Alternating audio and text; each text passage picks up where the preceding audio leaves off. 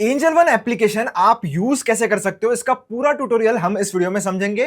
दोस्तों, अगर आप स्टॉक मार्केट में बिल्कुल नए हो और आपने सिर्फ अभी एंजल वन में अकाउंट ओपन किया है, तो पैसे कैसे ऐड करने हैं, लॉन्ग टर्म के लिए स्टॉक कैसे खरीदना है, इंट्राडे ट्रेडिंग कैसे करनी है, म्यूचुअल फंड में इन्वेस्टिंग कैसे करनी है, ईटीएफ कैसे खरीदना है, ये सब मैं आपको समझाऊंगा, वो भी पूरे बेसिक कंसेप्ट के साथ।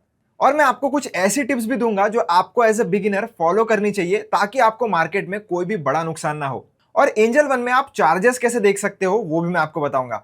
मेरा नाम है सार्थक। वीडियो काफी लंबा होने वाला है, तो मैं चैप्टर डिस्क्रिप्शन में डाल दूंगा, आपको चाहिए तो किसी भी स्पेसिफिक पार्ट पर आप जा सकते हो। तो दोस्तों, सबसे पहले आपको एंजल वन लॉगिन कर लेना है, और लॉगिन करने के बाद ये जो स्क्रीन है, होम स्क्रीन आपको दिखाई देती है।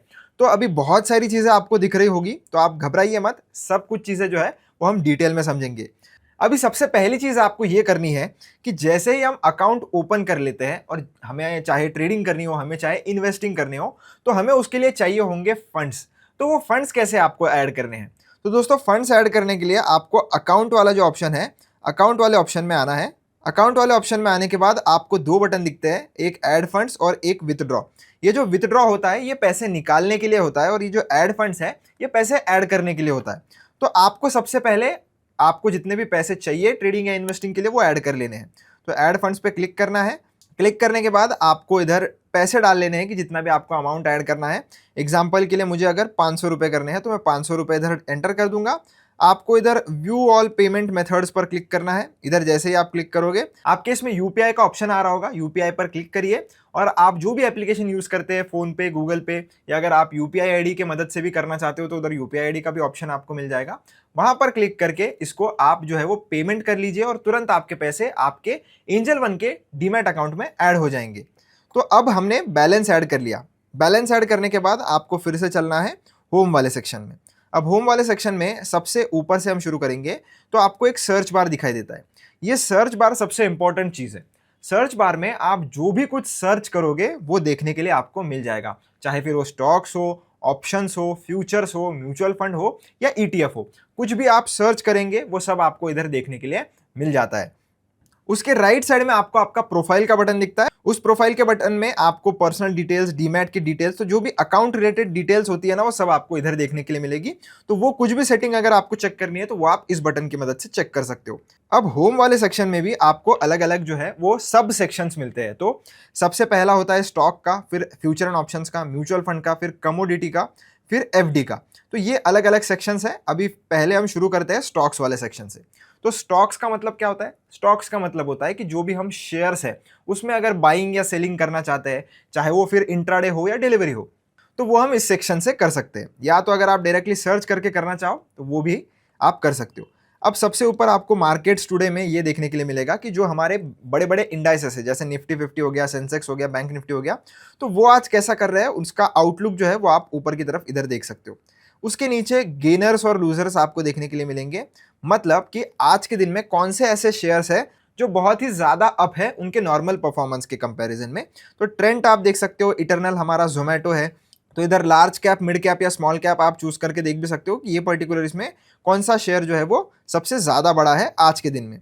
फिर अगर आप लूजर्स पर क्लिक करोगे, तो कौन सा शेयर सबसे ज्यादा गिरा है वो देखने के लिए मिलेगा। अब वैसे आज काफी बुलिश मार्केट है, तो इतना ज्यादा स्टॉक्स नहीं गिरे हैं। इन केस अगर कोई भी बेरिश दिन होता है, तो वहां पर आपको दिखेंगे कि 10-10, 15-15% भी स्टॉक्स गिरते हैं। आज मार्केट थोड़ा अच्छे माहौल में है, इसीलिए आपको सारे जो बड़े बड़े स्टॉक्स है वो भी 5-5% अप है। इधर मिड कैप और स्मॉल कैप में भी आपको काफ़ी तेज़ी नजर आएगी। उसके नीचे आपको एक सेक्शन मिलता है जहां पर आईपीओ, कमोडिटी, एमटीएफ, ईटीएफ और स्टॉक एसआईपी, ऐसे अलग अलग आपको फीचर्स मिलते हैं। तो इसके बारे में हम वीडियो में आगे समझेंगे। पहले हम बेसिक बेसिक चीज़ें जो है वो समझ जाते हैं। इसके बाद जो भी लोग अभी फिलहाल इंट्राडे में ज़्यादा ट्रेड कर रहे हैं, वो आपको इधर देखने के लिए मिलेंगे, ये इंट्राडे वाले बटन के साथ। और डिलीवरी पर क्लिक करोगे, तो लोग अभी ज़्यादा कौन से स्टॉक में इन्वेस्ट कर रहे हैं, वो इधर आपको देखने के लिए मिलेंगे। नीचे आपको ट्रेंडिंग ईटीएफ्स, फिर टॉप परफॉर्मर्स, ऐसी काफ़ी सारी चीज़ें मिलती है। तो आपको अगर चेक करना है तो आप कर सकते हो। अब हमने ये तो समझ लिया कि स्टॉक्स वाले सेक्शन में हमें क्या क्या मिलता है। अब हम ये समझेंगे कि हमें अगर वॉच लिस्ट बनानी है, तो वो कैसे बना सकते हैं। तो वॉच लिस्ट बनाने के लिए दोस्तों, आपको ये जो वॉच लिस्ट वाला सेक्शन है, इसमें आ जाना है। इसमें आने के बाद आपको सबसे पहला ऑप्शन मिलता है इधर डिस्कवर का। तो डिस्कवर पर अगर आप क्लिक करोगे, तो इधर आपके पास बनी बनाई ऑलरेडी वॉच लिस्ट कुछ दी गई है। अगर आपको इसमें से कोई भी यूज़ करनी है, तो आप कर सकते हो। अगर आपको ये यूज़ नहीं करनी है, अपनी खुद की बनानी है, तो वो भी आप कर सकते हो। कैसे? तो इधर ये जो एक्सप्लोर लिस्ट है, इसमें अलग अलग टाइप की वॉच लिस्ट है, बहुत सारी है, आप चेकआउट कर सकते हो। तो इसमें ब्लू चिप्स है, बुलिश मार्केट मूवर्स है, अंडर वैल्यूड कंपनीज है, तो बहुत सारी वॉच लिस्ट है। जो भी आपको चाहिए, आप ये जो बटन आपको दिख रहा है इसके ऊपर एक बार क्लिक कर दीजिए, वो वाली वॉच लिस्ट में आप एंटर कर जाओगे और ऊपर ये फिर से आपको एक बटन मिल जाएगा। ये जो बटन है इसके ऊपर एक बार अगर आप क्लिक कर दोगे तो ये वॉच लिस्ट आपके वॉच लिस्ट में ऐड हो जाएगी। अगर आप फिर से उस पर क्लिक करोगे तो वो हट जाएगी। तो आपको चाहिए तो ये सारी वॉच लिस्ट आप ऐड कर सकते हो, नहीं चाहिए तो ऐसा कोई कंपलसरी भी नहीं है। अब ये माय वॉच लिस्ट जो है ये ऑलरेडी बनी बनाए आपको देखने के लिए मिल जाएगी। तो इसमें मैंने जो अपने स्टॉक्स है वो ऐड करके रखे हैं। अब अगर आपको कोई भी स्टॉक ऐड करना है तो वो आप कैसे कर सकते हो? तो बहुत ही सिंपल है, ये ऊपर सर्च बार दिखेगा आपको, उसके ऊपर जाइए, क्लिक करिए और जो भी स्टॉक आपको ऐड करना है उसका नाम सर्च करिए। एग्जाम्पल के लिए मैं SBI कर रहा हूँ, तो SBI का जो स्टॉक है मुझे ऐड करना है, तो मैंने SBI सर्च किया तो SBI आपको इधर देखने के लिए मिलेगा। SBI and state bank of India आ चुका है, उसके सामने ऐसा एक स्टार मार्क का बटन मिलेगा, तो उसके ऊपर क्लिक करना है और जैसे ही आप क्लिक करोगे वो येलो कलर में बदल जाएगा। इसका मतलब वो जो स्टॉक है आपके वॉच लिस्ट में ऐड हो चुका है। अब हम सिंपली इधर ये जो बैक एरो है इसके ऊपर क्लिक करेंगे तो आपका ये जो स्टॉक है वो आपके वॉच लिस्ट में ऐड हो चुका है। अब अगर आपको कोई नई वॉच लिस्ट बनानी है, जैसे मैंने ऑलरेडी अपने लिए कुछ वॉच लिस्ट बना रखी है, तो आपको अगर वॉच लिस्ट बनानी है तो ये जो प्लस वाला सिंबल है इसके ऊपर क्लिक करिए और इधर क्रिएट न्यू वॉच लिस्ट का बटन है, इस पर जाइए। इसमें जाने के बाद नाम टाइप करिए, जो भी नाम आपको रखना है। हम रखेंगे ट्रेडिंग और निवेश और इसको कर देंगे हम क्रिएट। तो क्रिएट करने के बाद आपकी एक प्लेन वॉच लिस्ट आपके सामने रेडी है और जो भी आपको ऐड करना है इधर से सर्च करिए और उन स्टॉक्स को आप जो है वो इधर ऐड कर सकते हो। अगर आपको इंडाइसेस करने हैं तो इंडाइसेस भी कर सकते हो, ऐसा नहीं है कि स्टॉक्स ही कर सकते हो। अगर आपको ऑप्शंस भी करने हैं तो ये जो ऊपर ऑप्शंस है इसमें आप जा सकते हो, तो इधर ऑप्शंस की अलग से आपको जो है वो चीज़ें देखने के लिए मिल जाती है, पर वॉच लिस्ट में भी आप ऑप्शन जो है वो ऐड कर सकते हो, कोई दिक्कत नहीं है। अभी हम चलते हैं फिर से हमारे होम वाले सेक्शन में। होम वाले सेक्शन में अभी हमने ये देख लिया कि वॉच लिस्ट कैसे ऐड करनी है। अब हम बढ़ते हैं और ये समझते हैं कि अगर आपको लॉन्ग टर्म के लिए कोई भी शेयर खरीदना है तो वो आप कैसे खरीद सकते हो, और उसके बाद हम इंट्राडे ट्रेडिंग की ओर बढ़ेंगे। तो सबसे पहले आपको क्या करना है, जिस भी शेयर में आपको इन्वेस्टमेंट करनी है उसका नाम आपको ऊपर हमारा जो सर्च बार है इसमें सर्च करना है। अब एग्जाम्पल के लिए कोई भी स्टॉक आप ले लीजिए, मैं भी एग्जाम्पल के लिए उत्कर्ष स्मॉल फाइनेंस बैंक ले लेता हूँ, कोई भी बाय सेल रिकमेंडेशन नहीं है दोस्तों। अब ये जो स्टॉक है इसको आपको वॉच लिस्ट में ऐड करना है तो भी कर सकते हो, मेरे वॉच लिस्ट में ऐड नहीं है। तो उत्कर्ष बैंक इधर आ चुका है, एक आपको NSE में दिखाई देगा, एक आपको BSE में दिखाई देगा। अब दोनों में क्या फर्क है, काफी लोग इसमें कंफ्यूज होते हैं। तो हमारे इंडियन स्टॉक मार्केट में दो एक्सचेंजेस है, एक है नेशनल स्टॉक एक्सचेंज और एक है बॉम्बे स्टॉक एक्सचेंज। तो NSE यानी कि नेशनल स्टॉक एक्सचेंज और BSE यानी कि बॉम्बे स्टॉक एक्सचेंज। तो आपको जिससे भी खरीदना या बेचना है आप उससे कर सकते हो, बस आपको देखने के लिए मिलेगा कि थोड़ा बहुत जो है वो प्राइस का डिफरेंस होता है, तो आपको जहां पर भी बेटर डील मिले वहां आप ले सकते हो। ऐसा कुछ नहीं है कि NSE में खरीदना अच्छा है, BSE में खरीदना अच्छा है, बिल्कुल भी नहीं, दोनों सेम ही है, आपकी मर्जी जिसमें भी आप बाय करना चाहो। तो मैं एग्जांपल ले रहा हूँ BSE का, तो इसके ऊपर मैं क्लिक करूंगा। अब क्लिक करने के बाद काफी सारा इंफॉर्मेशन आपको देखने के लिए मिलता है स्टॉक के बारे में, जिसमें फंडामेंटल एनालिसिस भी आप कर सकते हो, टेक्निकल भी कर सकते हो। अब सबसे ऊपर आपको ये जो स्टॉक का सिंबल है वो देखने के लिए मिलेगा। अब ये जो आपको नाम दिख रहा है ना, ये स्टॉक का सिंबल होता है, मतलब ये जब आप टाइप करोगे या ये कंपनी का एक कोड है ऐसा आप समझ सकते हो। अब नीचे आपको कंपनी का पूरा नाम देखने के लिए मिलेगा, राइट साइड में कंपनी का करंट मार्केट प्राइस, यानी कि अभी के डेट में, अभी के समय पे कंपनी का शेयर का क्या भाव चल रहा है वो आप इधर देख सकते हो। और उसी के नीचे ये जो आपको 0.02 और इन ब्रैकेट में 0.15% दिख रहा है, इसका मतलब ये है कि आज के दिन में ये शेयर कितना चढ़ा है या कितना नीचे गिरा है, ये इधर देखने के लिए मिलेगा। अब ये जो आपको ब्रैकेट में दिख रहा है ये परसेंट में अगर प्लस रहता है, इसका मतलब आज ये शेयर कल के मुकाबले ऊपर बढ़ा है। अगर ये माइनस में देखने के लिए मिले, इसका मतलब कल के मुकाबले ये शेयर आज गिरा है। तो अगर शेयर की प्राइस इंक्रीज हुई है तो ग्रीन कलर में दिखती है, अगर शेयर की प्राइस डिक्रीज हुई है तो रेड कलर में दिखती है। अब इधर ओपन, हाई, लो और प्रीवियस क्लोज, यानी कि आज के डेट में शेयर कौन से प्राइस पर खुला, आज के दिन का हाई क्या था, आज के दिन का लोएस्ट प्राइस क्या था और कल के दिन का प्रीवियस क्लोजिंग प्राइस क्या था, वो सब आपको डेटा इधर मिल जाता है। उसके बाद लोग इधर बाइंग कितनी क्वांटिटी में कर रहे हैं, बाइंग प्राइस कौन से प्राइस पर कर रहे हैं, टोटल बायर्स कितने हैं, सेलर्स कितने हैं, वो आपको इधर देखने के लिए मिलता है। राइट स्वाइप करोगे तो आपको लाइन चार्ट देखने के लिए मिलेगा, जिसमें एक दिन, एक वीक, एक मंथ, एक साल, 3 साल, इसमें आप ये देख सकते हो कि शेयर का ओवरऑल ट्रेंड कैसा रहा है पिछले कुछ समय में, जो भी टाइम फ्रेम आप इधर से सेलेक्ट करोगे। इसके बाद अगर आपको शेयर का चार्ट देखना है तो चार्ट आप इसके ऊपर क्लिक करके इस शेयर का कैंडलस्टिक जो चार्ट है वो भी यहाँ से देख सकते हो, काफ़ी लोगों को इसमें भी दिलचस्पी रहती है। मैं 1 डे का टाइम फ्रेम इधर से कर देता हूँ। बल्कि अगर आपको ये समझना है कि एंजल वन में आपको फ़ोन में चार्ट कैसे यूज़ करना है या चार्टिंग कैसे करनी है, ये टूल्स को कैसे यूज़ करना है, तो उसके ऊपर ऑलरेडी मैंने एक डिटेल में वीडियो बनाकर रखा है। आप वो वीडियो ज़रूर चेकआउट कर सकते हो, जहाँ पे मैंने ये सब कुछ यूज़ कैसे करना है, टेक्निकल एनालिसिस का थोड़ा बहुत चीज़ें जो है वो बताई है। तो इसको मैं अभी फ़िलहाल के लिए बंद कर देता हूँ और आप थोड़ा नीचे अगर इसको स्क्रॉल करोगे तो फिर आपको बड़ा एक सेक्शन देखने के लिए मिलता है ओवरव्यू का, जिसमें काफ़ी सारी चीज़ें होती है। वॉल्यूम कितना है, 52 वीक लो, हाई कितना है, लोअर सर्किट अपर सर्किट की लिमिट कितनी है, फिर एनालिस्ट की रेटिंग, फिर मार्केट कैप कितना है। तो ये सारी जो फंडामेंटल जो चीज़ें होती है वो सारी आपको इधर देखने के लिए मिलेगी। अगर आप टेक्निकल में क्लिक करोगे तो टेक्निकल के हिसाब से आपको नॉलेज देखने के लिए मिलती है। अगर आप फंडामेंटल पे जाओगे तो और जो फंडामेंटल्स होते हैं जैसे कि ये रेशियोज़ वगैरह हमारे आ गए, और नीचे आपको शेयर होल्डिंग पैटर्न मिल जाएगा। तो ये सारी चीज़ें आपको इधर जो है वो देखने के लिए मिल जाती है। अगर आपको चाहिए तो आप ज़रूर इसको यूज़ कर सकते हो। और ये जो स्टार हमारा बटन है, इसके ऊपर क्लिक करके आप इसको वॉच लिस्ट में भी ऐड कर सकते हो अभी भी। अब अगर आप ये सोच रहे हो दोस्तों कि जल्दी से हमें ये जानना है कि शेयर कैसे खरीदना है, तो ये सारी जो स्टेप्स मैं आपको बता रहा हूँ दोस्तों, वो आपको बिल्कुल भी स्किप नहीं करनी है कभी भी। क्योंकि अगर आप ब्लाइंडली कोई भी शेयर खरीदते हो तो नो डाउट अगर गलती से आपने उसमें पैसा बना भी लिया पर लॉन्ग टर्म में आप पैसा नहीं बना पाओगे।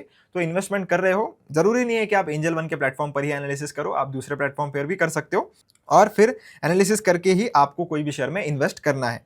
फिर अब हम बाय पर क्लिक करेंगे क्योंकि हमें इन्वेस्ट करना है। बाय पर क्लिक करने के बाद आपको डिलीवरी, इंट्राडे और पे लेटर ऐसे 3 ऑप्शन मिलते हैं।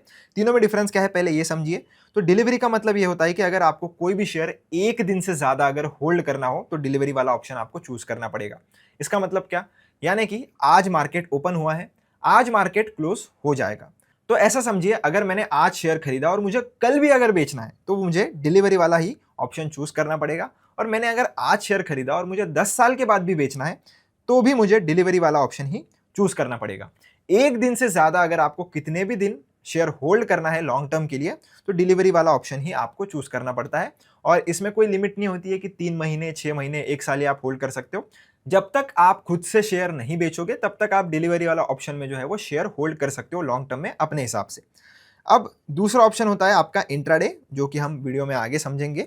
फिलहाल के लिए आप ये समझ लीजिए कि इंट्राडे ट्रेडिंग अगर आपको करनी होती है तो आपको ये वाला बटन जो है वो चूज करना होता है। और ये जो पे लेटर होता है ये होता है MTF, यानी कि इसको हम मार्जिन ट्रेडिंग फंडिंग भी बोलते हैं।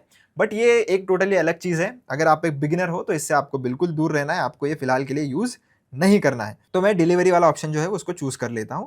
अब आपको डालने हैं कि कितने नंबर ऑफ शेयर्स आप खरीदना चाहते हो। एग्जांपल के लिए मैं 5 शेयर खरीदना चाहता हूं, तो मैं अपना जो नंबर है वो इधर डाल दूंगा। आप अपने हिसाब से अपना नंबर डाल सकते हो। इसके बाद नीचे आपको लिमिट और मार्केट ऐसी 2 प्राइजेस मिलती है। दोनों में डिफरेंस क्या है? दोनों में डिफरेंस ये है कि जब भी आप लिमिट वाला ऑप्शन चूज करते हो तो इधर आपको लिमिट का यानी कि प्राइस डालने का ऑप्शन मिलता है। अब ये जो प्राइस होती है ये वो प्राइस होती है जिस पर आप ये शेयर खरीदना चाहते हो। एग्जाम्पल के लिए ये 13.7 के आसपास चल रहा है, मैं 13.5 पर इसको खरीदना चाहता हूँ। बट ध्यान रखना जब भी आप लिमिट प्राइस लगा रहे हो वो हमेशा मार्केट प्राइस से कम होनी चाहिए, वो मार्केट प्राइस से ज़्यादा नहीं होनी चाहिए। अगर आप लिमिट प्राइस को मार्केट प्राइस से ज़्यादा लिखते हो तो मार्केट प्राइस पर ही आपका ऑर्डर जो है वो एग्जीक्यूट कर दिया जाता है। तो आपको क्या करना है, लिमिट प्राइस में अपनी जो भी प्राइस जिस पर आप शेयर खरीदना चाहते हो वो आप डाल सकते हो। बस ध्यान रखना कुछ ऐसी ही प्राइस डालना जो आज के दिन में आ सके, क्योंकि ये जो ऑर्डर होती है वो एक ही दिन के लिए वैलिड होती है। अगर आज के दिन में आपका जो भाव है, जो भी आपने लिमिट प्राइस में लिखा है वो नहीं आता है तो एंड ऑफ द डे आपकी ये जो ऑर्डर है वो कैंसिल हो जाएगी और आपको शेयर नहीं मिलेगा। फिर अगले दिन आपको फिर से नई ऑर्डर लगानी पड़ेगी। तो आपको लिमिट के हिसाब से खरीदना है तो लिमिट के हिसाब से खरीदिए। और मोस्टली अगर आप बहुत ज़्यादा बड़ी क्वांटिटी में खरीदना चाहते हो तो आप लिमिट ऑर्डर लगा सकते हो और मार्केट के बहुत पास में जो है वो प्राइस लिख सकते हो। जैसे अभी 13.71 पे चल रहा है तो मैं क्या करूंगा, 13.70 पर अपनी जो प्राइस है वो लगा दूंगा। तो अगर बड़ी क्वांटिटी में खरीदते हैं, मान लेते हैं कि मुझे अगर इसके 1000 शेयर खरीदने हैं, अब 1000 शेयर में अगर मुझे 10 पैसे का भी फर्क पड़ता है तो उसमें आपका जो है 100 रुपये फालतू चला जाएगा। तो इसीलिए आपको बड़ी क्वांटिटी लगाते समय हमेशा लिमिट ऑर्डर्स की यूज़ करनी है। अगर 2, 5, 10 क्वांटिटी ले रहे हो तो इतना ज़्यादा फर्क नहीं पड़ता है। अभी फिलहाल के लिए मैं इसको मार्केट पर शिफ्ट कर रहा हूँ। मार्केट का मतलब ये होता है कि जो भी मार्केट में भाव चल रहा होगा उसी पर आपका जो शेयर है वो बाय हो जाता है। अब उसमें थोड़ा ऊपर नीचे हो सकता है क्योंकि मार्केट में हमेशा प्राइसेस जो है वो फ्लक्चुएट करते रहती है, ऊपर नीचे होते रहती है।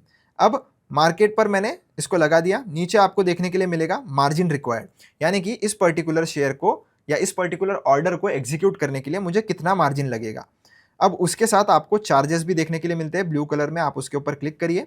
ये सारे जो चार्जेस है आपको देखने के लिए मिल जाएंगे। अब ये जो चार्जेस है जब आप शेयर खरीद रहे हो तब के चार्जेस है, जब आप शेयर बेचने जाओगे तब अलग चार्जेस होते हैं। तो तब जब आप शेयर बेचोगे तभी आपको समझेगा, आपको भी सेम चीज इधर फिर से चार्जेस पर क्लिक करना होगा, तो तब आपको शेयर बेचने के चार्जेस दिखेंगे। आपके पास कितना मार्जिन है वो राइट साइड में दिखता है।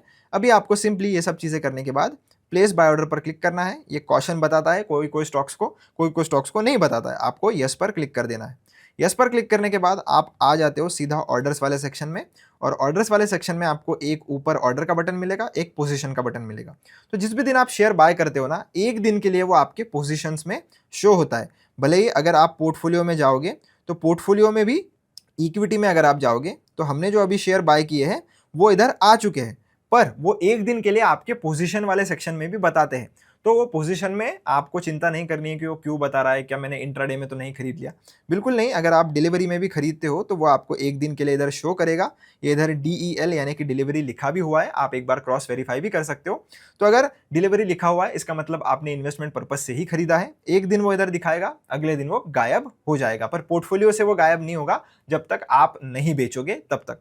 अगर मैं इधर से एग्जिट एट मार्केट कर देता हूं तो ये पोजीशन एग्जिट हो जाती है और आपके शेयर जो है वो पोर्टफोलियो से भी निकल जाएंगे। तो आपको इसको बिल्कुल भी छेड़ना नहीं है, एक दिन के लिए इसको वैसे ही रहने दीजिए। अब हमने ये समझ लिया कि हमें लॉन्ग टर्म के लिए शेयर खरीदना कैसे है। अब दोस्तों अगर आपको लॉन्ग टर्म के लिए शेयर बेचना कैसे है ये समझना है, तो उसके लिए ना आपको टीपिन जनरेट करना पड़ता है। तो वो टीपिन कैसे जनरेट करते हैं और शेयर कैसे बेचते हैं उसके ऊपर ऑलरेडी मैंने चैनल पर वीडियो बनाकर रखा है, मैं लिंक डिस्क्रिप्शन में डाल दूंगा, तो आप वो इस वीडियो के बाद जरूर चेकआउट कर सकते हो। वो भी थोड़ा एक लंबा प्रोसीजर है तो इसलिए मैंने उसके ऊपर ऑलरेडी वीडियो बनाकर रखा है। तो अभी हमने शेयर बाय करना समझ लिया, अब हम बढ़ते हैं इंट्राडे ट्रेडिंग की ओर। तो दोस्तों सबसे पहले मैं ये बताता हूं आपको कि इंट्राडे ट्रेडिंग होती क्या है। काफी लोग बिगिनर्स भी होंगे तो उनके लिए मैं शॉर्ट में बता देता हूं। तो इंट्राडे ट्रेडिंग का मतलब ये होता है कि सेम डे में आपको ट्रेड लेना है और सेम डे मार्केट बंद होने से पहले आपको उसे एग्जिट कर देना है। तो बहुत ही सिंपल, हमारा जो मार्केट है वो सुबह 9:15 को ओपन होता है और बंद होता है 3:30 बजे। बट आपकी जो इंट्राडे पोजीशंस होती है वो आपको 3:15 बजे से पहले ही एग्जिट कर देनी होती है। 15 मिनट पहले ही आपको आपकी पोजीशन जो है वो क्लोज करनी है। जरूरी नहीं है कि पूरा टाइम आपको होल्ड करना है, आप 9:15 को लेके 9:17 को भी अपनी इंट्राडे पोजीशन जो है वो बेच सकते हो, और आपके डिलीवरी वाले शेयर को भी आप सेम डे खरीद के सेम डे बेच सकते हो, कोई दिक्कत नहीं है। बट इंट्राडे ट्रेडिंग अगर आप करते हो ना तो उसमें आपको मिलता है लिवरेज। अब इसको समझाने के लिए मैं एग्जांपल ही ले लेता हूं। तो फिर से मैं अपने होम वाले सेक्शन में आ चुका हूं और सर्च बार में एक एग्जांपल के लिए हम स्टॉक ले लेंगे। तो स्टॉक में ले रहा हूं IDFC फर्स्ट बैंक का। ये भी सिर्फ एग्जांपल है दोस्तों, कोई भी बाय सेल रिकमेंडेशन नहीं है। तो इसके ऊपर मैं क्लिक करूंगा और क्लिक करने के बाद बाय पर क्लिक करूंगा। अब बाय पर क्लिक करने के बाद आपको आना है इंट्राडे में। अभी हम पहले डिलीवरी वाले ऑप्शन में थे, अब हम इंट्राडे में हैं। अब इंट्राडे के राइट में अगर आप देखोगे ना तो एक चीज लिखी हुई है बाय 5x। अब इसका मतलब क्या है? तो इसका मतलब यही है कि आप जब इंट्राडे ट्रेडिंग में ट्रेड करते हो तो आपको लीवरेज दिया जाता है। इसका मतलब अगर आपके अकाउंट में 100 रुपए होंगे और आपको 5x का लीवरेज मिल रहा है, मतलब आप 100 रुपए से 500 रुपए के शेयर खरीद सकते हो, और जो भी आपको प्रॉफिट लॉस होगा वो आपको 500 रुपए के शेयर्स पे होगा। इसका मतलब अगर मेरे पास 1000 रुपए है और मुझे एक शेयर खरीदना है तो मुझे 77 रुपए नहीं लगेंगे, मुझे लगेगा सिर्फ, अगर मैं इधर 5 शेयर डालूं तो अभी 5 शेयर अगर मैं 78 रुपीज़ के भाव से देखूं तो वो समवेयर अराउंड 350 रुपए के ऊपर जाता है। पर इधर अगर मैं मार्जिन देखूं तो 5 शेयर खरीदने के लिए ये मुझे बता रहा है सिर्फ 78 रुपीज़। तो ऊपर जो 4 शेयर के पैसे होते हैं वो आपको एज अ लीवरेज दिए जाते हैं। तो आपको कोई अलग से पैसा दिया नहीं जाता है आपके अकाउंट में, बस जब वो कटता है तो तभी वो उसी हिसाब से कटता है कि आपके एक ही शेयर के पैसे लगे हो, और बाकी 4 शेयर जो है वो बिना पैसे लिए ही आपको दे दिए जाते हैं। बट ये सिर्फ और सिर्फ इंट्राडे में होता है, और इंट्राडे पोजीशन का वही रूल है कि आप सेम डे खरीदिए और सेम डे मार्केट बंद होने से पहले यानी कि 3:15 बजे के पहले पहले उसको आपको एग्जिट कर देना है। अगर 3:15 बजे तक आपकी पोजीशन आपने होल्ड रखी है, आप भूल भी गए, तो 3:15 बजे के बाद वो ऑटोमेटिकली क्लोज हो जाती है और उस केस में आपसे पेनल्टी भी ली जाती है, एक्स्ट्रा चार्जेस आपको उसके पे करने पड़ते हैं। तो अभी हमने 5 शेयर इधर लगा दिया। लिमिट मार्केट ऑलरेडी मैं आपको समझा चुका हूं। चार्जेस इसके भी आप देख सकते हो, डिलीवरी के चार्जेस अलग है, इंट्राडे के चार्जेस अलग है, तो आप एक बार चेकआउट जरूर कर लेना। और अगर आपको डिटेल वीडियो देखना है कि एंजल वन में चार्जेस कितने लगते हैं, चाहे वो ऑप्शन ट्रेडिंग हो या इंट्राडे डिलीवरी जो भी हो, तो उसके ऊपर भी मैंने चैनल पर ऑलरेडी एक वीडियो बनाकर रखा है, तो मैं लिंक डिस्क्रिप्शन में दे दूंगा, आप इस वीडियो के बाद वो भी चेकआउट कर सकते हो। अभी हम क्लिक करेंगे प्लेस बाय ऑर्डर पर और कंफर्म कर देंगे। अब कंफर्म करने के बाद आप इधर देख सकते हो, इधर INT लिखा हुआ है। INT का मतलब क्या है? INT का मतलब है इंट्राडे। तो डिलीवरी में अगर लोगे तो DEL लिखा हुआ आता है, इंट्राडे में अगर लोगे तो INT लिखा हुआ आता है, और बाय हमने किया है इसलिए बाय लिखा हुआ है। अब अब ये जो पोजीशन है ये हमने ले ली है। अब इसको अगर आपको एग्जिट करना है, क्योंकि अभी हमने पोजीशन ली है तो इसको एग्जिट करना भी तो समझना पड़ेगा। तो एग्जिट करने के लिए आपको बहुत सिंपल है, दो ऑप्शन आपके पास है, यानी कि दो तरीके से आप कर सकते हो। या तो इधर ये एग्जिट एट मार्केट का बटन है, इसके ऊपर क्लिक करोगे। इसके ऊपर क्लिक करने के बाद आपको ये कन्फर्म का जो बटन है वो पूछता है, तो कन्फर्म पर जैसे ही क्लिक कर दोगे आपका ये जो पोजीशन है वो तुरंत एग्जिट हो जाता है। अगर आपको यहाँ से नहीं करना है तो एक बार इसके ऊपर क्लिक करिए, और क्लिक करने के बाद एग्जिट का बटन भी मिलता है, उसके ऊपर क्लिक करके आप जो है इधर वापस से एग्जिट पर क्लिक करिए। तो आप अगर लिमिट प्राइस लगाना चाहते हो, यानी कि अगर आप एक स्पेसिफिक प्राइस पर एग्जिट करना चाहते हो, तो वो आप अभी इधर लिमिट से लगा सकते हो। बस इसमें आपको ध्यान रखना है कि अब आप जब लिमिट प्राइस लगाओगे तो वो जो लिमिट प्राइस है वो मार्केट प्राइस से ऊपर की होनी चाहिए, अब वो नीचे की नहीं होनी चाहिए। तो इन केस अभी मार्केट जैसे चल रहा है 77.6 रुपये, अगर मैं 78 रुपीज़ पर इसको एग्जिट करना चाहता हूँ तो मैं इधर 78 का भाव लगा दूंगा और एग्जिट पर क्लिक कर दूंगा। तो ये जो ऑर्डर है ये तब तक एग्जीक्यूट नहीं हो जाता, तब तक पड़ा रहता है। मैं आपको बता भी देता हूँ। अभी मैं एग्जिट करूँगा इसको इधर 78 की प्राइस लगा के, एग्जिट कर दिया। आपको अगर चार्जेस देखने हैं तो यहाँ से आप चार्जेस देख सकते हो। तो अभी भी मेरी ये जो पोजीशन है ये ऑन है, ये एग्जिट नहीं हुई है। पर अगर मैं ऑर्डर्स वाले सेक्शन में जाऊँगा तो ऑर्डर्स वाले सेक्शन में आपको एक ऑर्डर इधर पेंडिंग सेक्शन में दिखेगी कि ये वाली ऑर्डर मेरी अभी भी बची है। तो ये ऑर्डर तभी फुलफिल होगी जब 78 का भाव मार्केट में आएगा। अगर आज के दिन में नहीं आता है तो फिर ये मेरा शेयर नहीं बिकेगा और मुझे पेनल्टी फेस करनी पड़ सकती है अगर मैं 3:15 के पहले इसे नहीं बेचूंगा।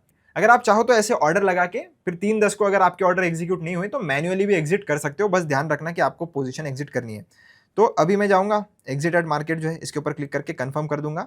ये जो है वो मेरी पोजीशन अभी एग्जिट हो गई। तो एग्जिट होने के बाद वो नीचे चले जाती है और आपको ऐसे थोड़ा डल कलर में वो देखने के लिए मिल जाएगी, और जो भी पोजीशन चल रही होती है वो आपको ब्राइट कलर्स में देखने के लिए मिल जाएगी। अब हमने ये समझ लिया कि इंट्राडे में ट्रेडिंग कैसे करना है, बाय कैसे करना है और ट्रेड को एग्जिट कैसे करना है। एक और चीज दोस्तों मैं आपको बताना चाहता हूं कि अगर आपने मल्टीपल पोजीशंस ले ली, यानी कि 4-5 पोजीशन आपने इकट्ठा ले ली और सबको आप एक साथ अगर एग्जिट करना चाहते हो, तो इधर एक एग्जिट ऑल का बटन भी मिलता है, जिसपे ऊपर आप अगर क्लिक करोगे तो जितनी भी पोजीशंस आपकी चल रही होगी वो सारी इकट्ठा एग्जिट हो जाती है। तो ये भी अगर आपको बटन यूज करना है तो वो आप कर सकते हो। अब हम बढ़ते हैं दोस्तों थोड़ा लॉन्ग टर्म इन्वेस्टिंग की ओर, जिसमें हमारे म्यूचुअल फंड और ETF आ जाते हैं। तो म्यूचुअल फंड में कैसे इन्वेस्ट करना है और ETF में कैसे इन्वेस्ट करना है, तो उसके लिए आपको फिर से जाना होगा हमारे होम वाले सेक्शन में।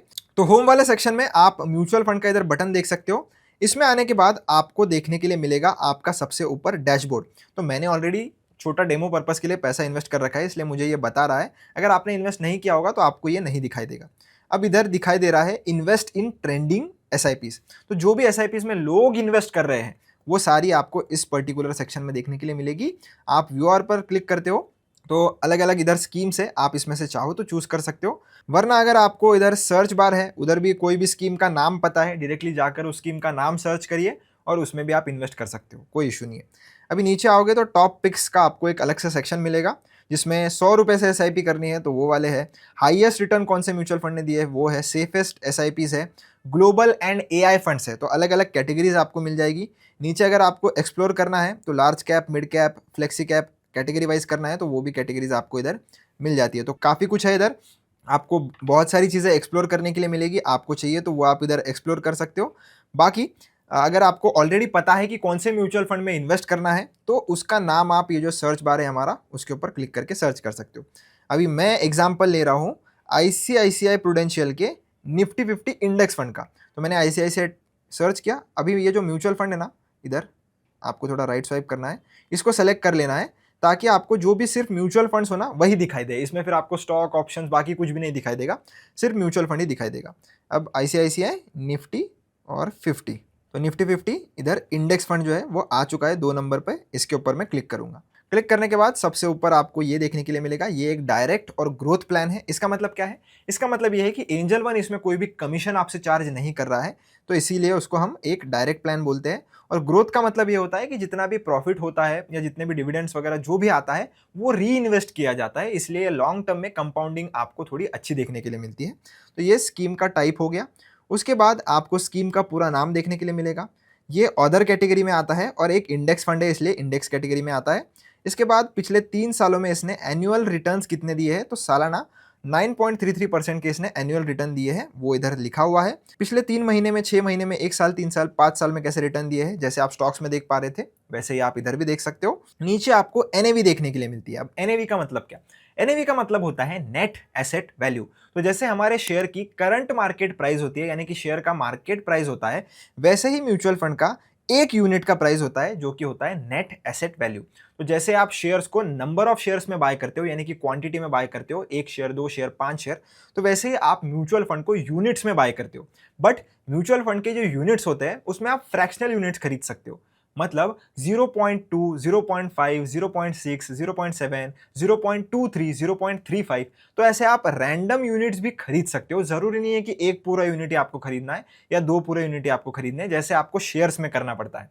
आप शेयर में 0.3 शेयर नहीं खरीद सकते, 1.3 शेयर नहीं खरीद सकते, या तो एक खरीद सकते या तो 2 खरीदने पड़ेंगे। तो म्यूचुअल फंड में आप फ्रैक्शनल यूनिट्स भी खरीद सकते हो। अब उसके राइट में लिखा होता है कि मिनिमम एसआईपी अमाउंट इस पर्टिकुलर स्कीम में कितना है। अब अलग अलग स्कीम्स के लिए मिनिमम एसआईपी अमाउंट जो है वो अलग होता है, किसी में 100 होता है, किसी में 500 होता है, किसी में 1000 होता है। तो आप जिस स्कीम में इन्वेस्ट कर रहे हो उसमें कितना है वो आपको इधर लिखा हुआ मिल जाएगा। नीचे आपको कैलकुलेट योर रिटर्न्स का ऑप्शन मिलता है। तो अगर आप इस पर्टिकुलर स्कीम में पहले इन्वेस्ट करते, यानी कि 3 साल पहले इन्वेस्ट करते, तो आपका पैसा कितना बनता, तो वो आप इधर जो है वो सिमुलेशन के थ्रू देख सकते हो, ये प्लस माइनस करके, कि अगर मैं इसमें 5,000 रुपये इन्वेस्ट करता तो मेरे आज कितने बन जाते 3 साल के बाद। पर ये जो डेटा है ये पिछले 3 साल के हिसाब से कैलकुलेट किया गया है। ज़रूरी बिल्कुल भी नहीं है या बिल्कुल भी कंपलसरी नहीं है कि ऐसा अगले 3 साल में भी होगा। इससे अच्छा भी हो सकता है और इससे बुरा भी हो सकता है, क्योंकि ये सारी चीज़ें डिपेंड करती है मार्केट के ऊपर। जिस भी टाइप की स्कीम में आप इन्वेस्ट कर रहे हो, वो वाले स्टॉक्स या वो वाला इंडेक्स कैसा परफॉर्म करता है उसके ऊपर डिपेंड करता है। तो ये सिर्फ पास्ट के रिटर्न्स के ऊपर कैलकुलेट किया जाता है, फ्यूचर में गारंटी बिल्कुल भी नहीं है, ये समझ लीजिए। तो अब हम नीचे स्क्रॉल करेंगे, आपको इसको कंपैरिजन भी देखने के लिए मिलता है इसके सिमिलर इससे। अदर इन्फॉर्मेशन में आपको जाना है, अदर इन्फॉर्मेशन में आपको देखने के लिए मिलेगा कि फंड कितने साल से चल रहा है, तो पिछले 13 साल से ये चल रहा है। एसेट्स अंडर मैनेजमेंट की बात करें तो इसमें ये होता है कि ये जो स्कीम है, इस पर्टिकुलर स्कीम में कितने एसेट्स अंडर मैनेजमेंट है, तो 16,500 करोड़ के ऊपर के एसेट्स हैं। इसके बाद लॉक इन पीरियड इसमें है क्या, यानी कि अगर आप इस स्कीम में इन्वेस्ट करते हो तो आप अपना पैसा कभी भी निकाल सकते हो या नहीं, या सर्टेन पीरियड के लिए आप वो पैसा नहीं निकाल पाओगे। अगर इधर कुछ लिखा हुआ है लॉक इन पीरियड में, तो उस केस में आप पैसा तुरंत नहीं निकाल पाओगे, आपको उतना टाइम रुकना पड़ेगा। इसमें कुछ भी नहीं है, नील लिखा है, मतलब जीरो है। आप जब चाहो तब अपना पैसा निकाल सकते हो, 2 दिन में भी निकाल सकते हो, फिर आपको रिटर्न कुछ नहीं मिलेगा और बाकी की पेनल्टी ही ज़्यादा लग जाएगी।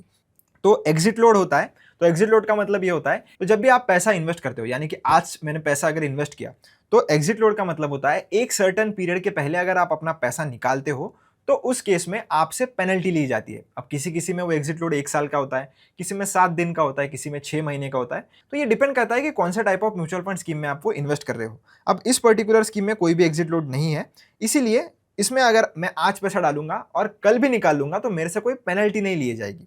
पर अगर इधर कुछ परसेंट लिखा हुआ है तो आपको इधर आई बटन मिल जाएगा, वहां पर क्लिक करके आपको देखना है कि कितना इसका एग्जिट लोड रहेगा और उसका पीरियड कितना है। नीचे एक्सपेंस रेशो देखने के लिए मिलता है।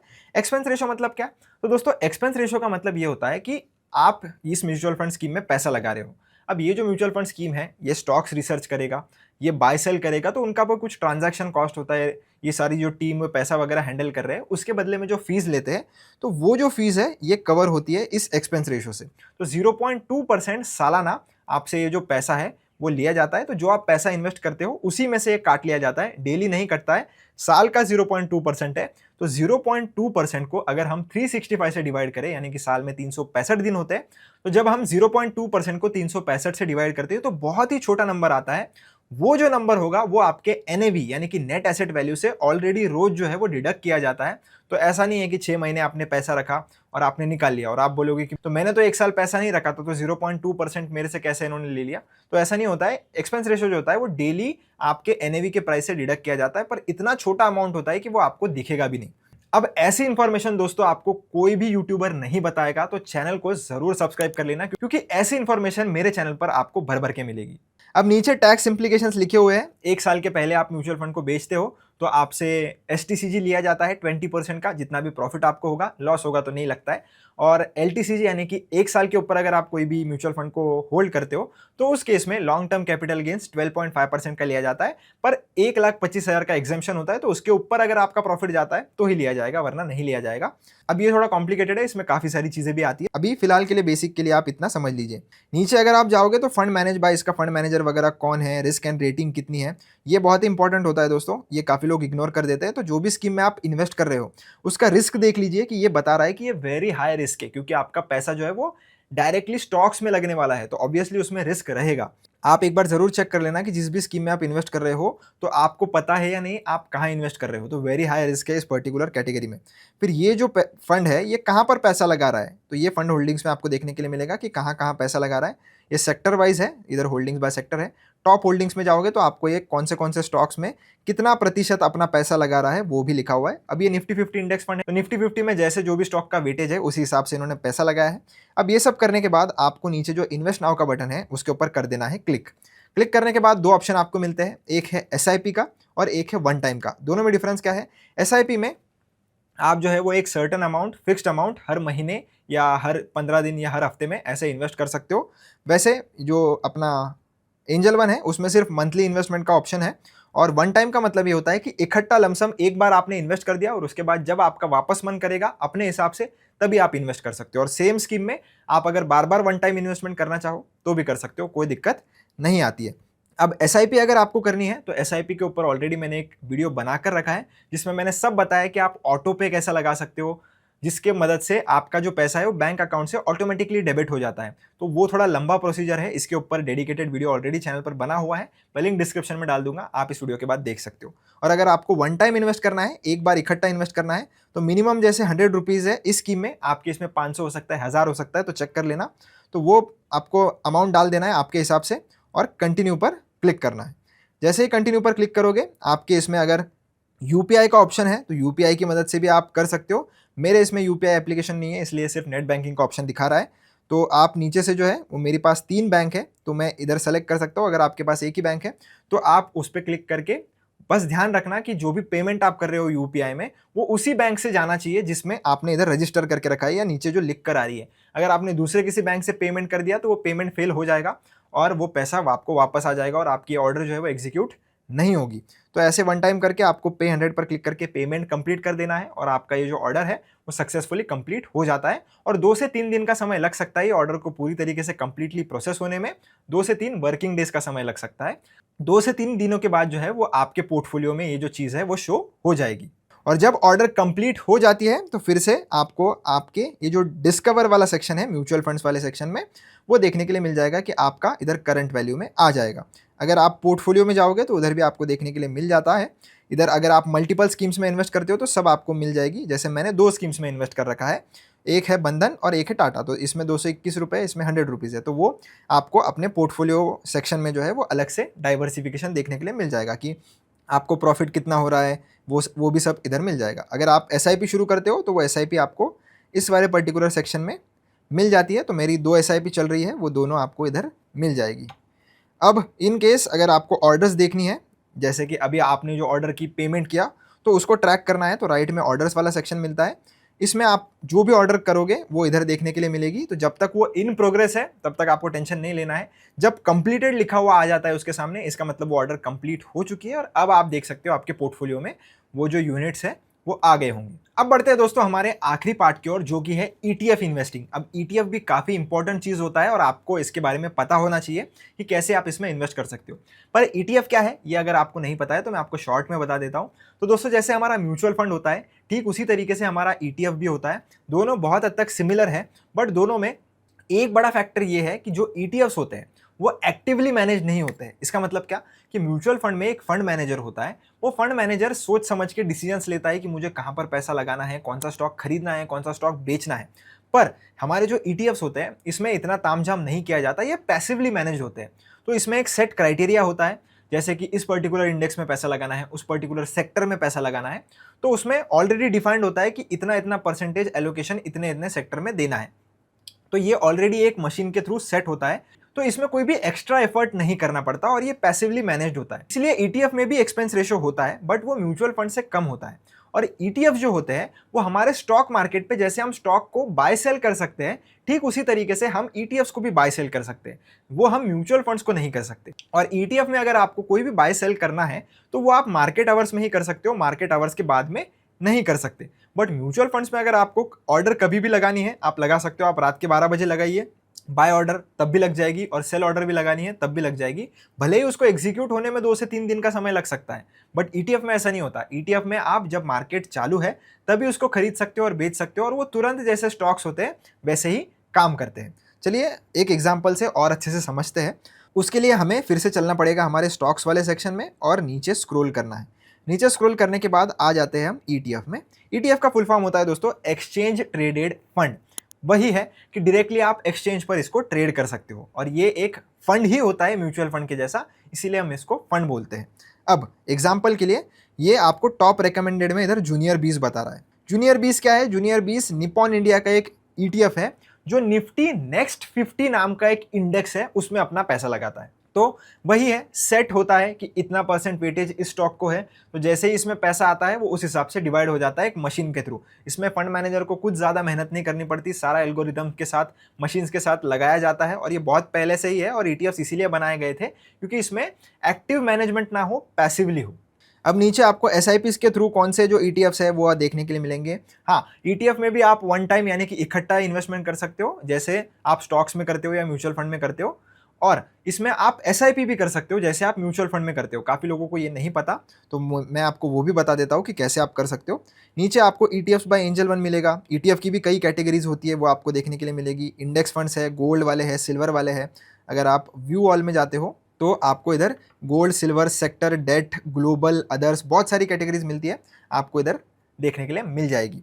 तो उस हिसाब से आपको चूज करना है कि आपको कौन से ईटीएफ में इन्वेस्ट करना है। और जब आपका डिसाइड हो जाए तो ऊपर ये जो सर्च बार है इसमें सर्च कर लीजिए। तो इन केस अगर मुझे किसी भी गोल्ड के ईटीएफ में इन्वेस्ट करना है तो मैं क्या करूंगा, इधर ना ये जो गोल्ड है उसको सेलेक्ट कर लीजिए। जैसे ही गोल्ड सेलेक्ट करोगे ना, आपको सारे जो इधर ईटीएफ दिख रहे हैं ये सारे गोल्ड के ईटीएफ है। अब बहुत अलग अलग कंपनीज के ईटीएफ होते हैं। इसमें एक और चीज़ ध्यान रखना, अगर आपको सारे के सारे गोल्ड के ईटीएफ ही दिख रहे हैं तो कोई 14-15 रुपये का दिखेगा, कोई 23 का दिखेगा, कोई 128 का दिखेगा, या कोई शायद इससे भी महंगा दिखे। तो इसका बिल्कुल भी मतलब ये नहीं है कि ये जो 14 रुपये वाला है ये सस्ता चल रहा है और ये 128 वाला महंगा चल रहा है, बिल्कुल भी नहीं। ये जो महंगे आपको ईटीएफ्स दिख रहे हैं ये पुराने ईटीएफ्स हैं, और पुराने होने के कारण इनकी जो एनएवी की प्राइस है वो धीरे धीरे धीरे बढ़ते चली गई है, जैसे सोने का भाव बढ़ा है। और ये जो ईटीएफ्स है वो फिलहाल यानी कि 1-2 साल में ही बने हैं, तो इसलिए इनका एनएवी का प्राइस अभी कम है। कोई भी ईटीएफ जब लिस्ट होता है तो 10 रुपये से लिस्ट होता है, तो उसके बाद उसकी जो प्राइस है वो धीरे धीरे बढ़ते चले जाती है, जिस हिसाब से उसके, अब जैसे गोल्ड का ईटीएफ है तो गोल्ड का प्राइस जैसे जैसे बढ़ता गया वैसे उसका प्राइस जो है वो बढ़ेगा और घटेगा भी, ऐसा नहीं है कि बढ़ेगा। आपको ये समझना है कि जो भी ईटीएफ में आप इन्वेस्ट करना चाहते हो वो किससे लिंक्ड है, और उसी हिसाब से आपके जो है वो रिटर्न्स आपको मिलेंगे। ये कितने प्राइस में मिल रहा है उससे आपके रिटर्न्स डिसाइड नहीं होते। हाँ, बस ये है कि इसमें आपको खरीदने के लिए इसमें ज़्यादा पैसा देना पड़ेगा, इसमें कम पैसा देना पड़ेगा, बट ये ईटीएफ पुराना भी है और इसमें आपको लिक्विडिटी भी अच्छी मिलेगी। तो आपको बिल्कुल भी जो ईटीएफ सस्ता मिल रहा है उसको जाकर अंधाधुंध खरीद नहीं लेना है, चेक करना है कि उसमें लिक्विडिटी है या नहीं। वो मैं आपको कैसे चेक करना है बताता हूँ। जैसे एग्जांपल के लिए ये जो गोल्ड बीज है ये हमारे इंडिया का गोल्ड का सबसे बड़ा ईटीएफ है, तो अगर आपको इसमें इन्वेस्ट करना है आप कर सकते हो। कोई भी बाय सेल रिकमेंडेशन नहीं है, मैं आपको सिर्फ बता रहा हूँ एजुकेशनल पर्पज़ के लिए। अब इसके अलावा भी काफ़ी सारे ईटीएफ है। अभी जैसे मैं अगर इस एसबीआई के गोल्ड ईटीएफ को कंसिडर करूँ, इसके ऊपर मैं क्लिक करूँगा, तो क्लिक करने के बाद इसमें भी आपको स्टॉक के जैसा जो है वो डेटा देखने के लिए मिल जाता है। नीचे अगर आप आओगे, ये जो डेटा है दोस्तों ये इसमें कुछ तो एरर है, क्योंकि इसमें कुछ तो प्राइस एडजस्टमेंट हुई होगी इसलिए इतना नेगेटिव बता रहा है। ऐसा नहीं हुआ है कि उसने 91% नेगेटिव रिटर्न दिए है, तो ये एक एरर हो सकता है। इसको अगर हम राइट स्वाइप करके इसका लाइन चार्ट देखें तो आप देख सकते हो ये इधर ऑल में ये बहुत बड़ा इधर गैप आपको देखने के लिए मिल रहा है। तो इधर इसने या तो स्प्लिट अनाउंस किया होगा, तो इस वजह से ये इतना बड़ा ड्रॉप आपको देखने के लिए मिलेगा। तो ऐसा कुछ भी आपको अनसन मूवमेंट दिखता है ना, तो समझ लेना कि इसमें कुछ तो एडजस्टमेंट हुआ है, क्योंकि एक दिन में इतना स्टॉक प्राइस क्रैश जो है वो तभी आ सकता है जब गोल्ड में भी 90% आए, जो गोल्ड में कभी आया नहीं, मतलब इसमें भी नहीं आया है।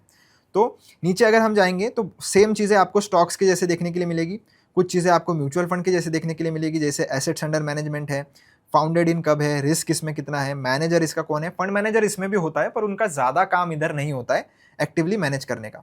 इसका एक्सपेंस रेशो भी आप इधर देख सकते हो, इसमें भी एक्सपेंस रेशो होता है और सेम ही तरीके से एप्लीकेबल होता है।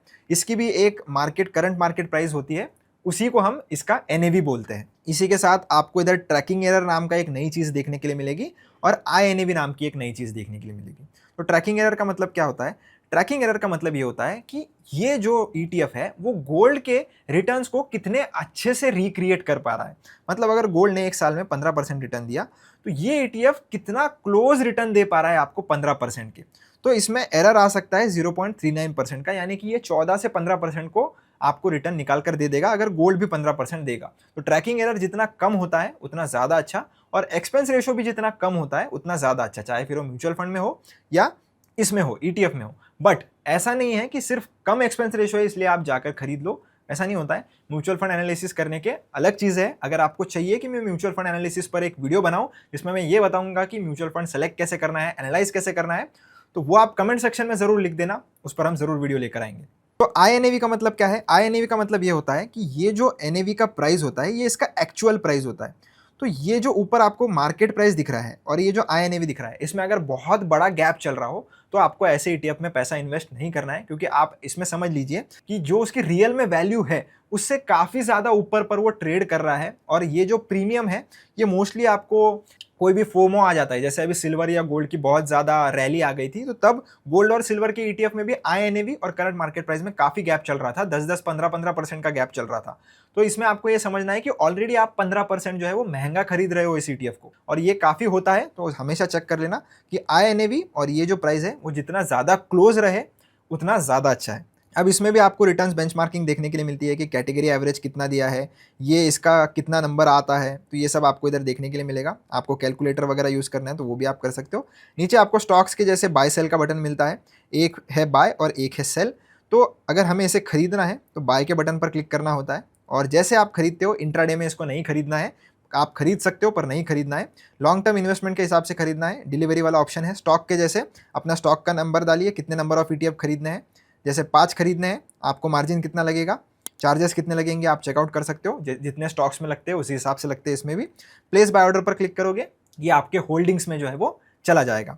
अब ये जब आपको इकट्ठा लमसम इन्वेस्ट करना है तो आप जैसे स्टॉक्स में करते हो इकट्ठा वैसे आप कर सकते हो। अगर आपको SIP करनी है तो ये स्टार्ट ETF SIP जो है इधर अलग से बटन मिल जाता है, इसके ऊपर क्लिक करके आपको अमाउंट के हिसाब से SIP करनी है, क्वांटिटी के हिसाब से। तो दो तरीके से आप कर सकते हो, या तो आपको पता है कि मैं हर महीने 500 रुपये डालूंगा इस ETF में, या तो आपको पता है कि हर महीने 10 इसके मैं खरीदूंगा। अमाउंट में दिक्कत यह है कि इसकी जो प्राइस है वो ऊपर नीचे होते रहती है।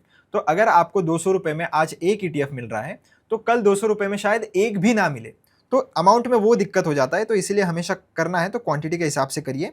तो 2 क्वांटिटी है तो 2 क्वांटिटी वो खरीद लेगा, चाहे फिर उसका भाव 130 रुपये चल रहा हो, 150 रुपये चल रहा हो। और जिस तारीख को आपकी SIP कट होती है उस तारीख को क्या प्राइस रहेगा उस हिसाब से ही वो डिसाइड होता है कि कितना पैसा आपको लगेगा। ऐसा नहीं है कि आज 130 का प्राइस चल रहा है और 3 महीने के बाद आपने SIP लगा कर रखी है तो वो 130 पे ही कटेगा, बिल्कुल भी नहीं।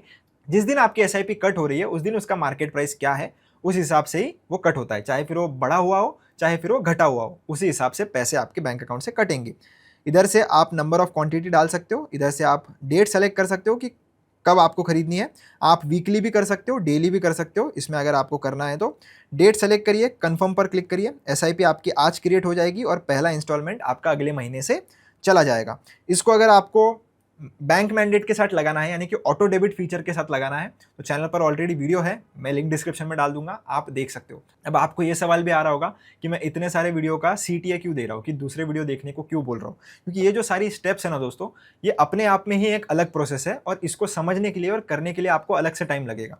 तो ये वीडियो ऑलरेडी इतना लंबा हो चुका है, इसको और मैं लंबा नहीं बनाना चाहता, इसलिए मैंने सारे जो वीडियो ऑलरेडी बना कर रखे उसको मैं बता रहा हूँ। तो आप ज़रूर चेकआउट कर लेना अगर आपको प्रोसेस अच्छे से समझ के करनी है तो। अब अगर मैं इधर प्लेस SIP पे कर दूंगा तो मेरी SIP वैसे भी शुरू हो जाती है, और इसको मैं कैंसिल भी करना चाहूँ तो कैंसिल भी कर सकता हूँ। तो अभी ETF खरीदने का भी हमने समझ लिया है कि कैसे आप खरीद सकते हो। अब रही बात दोस्तों ऑप्शन ट्रेडिंग की, तो ऑप्शन ट्रेडिंग एक टोटली अलग कंसेप्ट है अपने आप में ही और बहुत बड़ी चीज़ है। तो उसके ऊपर भी चैनल पर मैंने वीडियो बना कर रखा है, इस वीडियो के एंड में आपको उसका लिंक मिल जाएगा, आप उसको भी ज़रूर चेकआउट कर सकते हो। उसमें भी मैंने सारा बेसिक्स के साथ ऑप्शन ट्रेडिंग कवर किया है। बाकी आपको ये वीडियो कैसा लगा मुझे कमेंट सेक्शन में जरूर बताना। अगर आपको कोई चीज समझ में नहीं आती है तो आप कमेंट सेक्शन में पूछ लेना, मैं जरूर आपको रिप्लाई दूंगा। मिलता हूं आपसे एक ऐसी इंटरेस्टिंग वीडियो में। धन्यवाद।